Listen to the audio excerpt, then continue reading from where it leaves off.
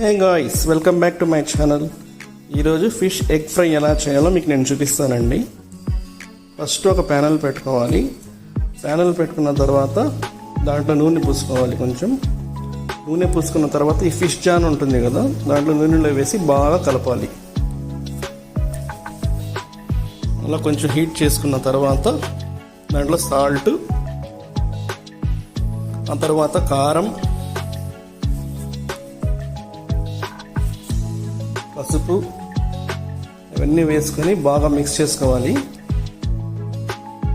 ఒక 2 minutes అలా బాగా కలుపుకున్న తర్వాత దాంట్లోకి అల్లం వెల్లుల్లి పేస్ట్ వేసుకోవాలి. అల్లం వెల్లుల్లి పేస్ట్ వేసుకున్న తర్వాత మళ్ళీ మిక్స్ చేసుకోవాలి ఒక 2 minutes.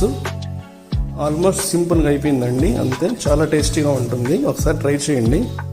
ఈ వీడియో మీకు నచ్చినట్లయితే లైక్ అండ్ సబ్స్క్రైబ్.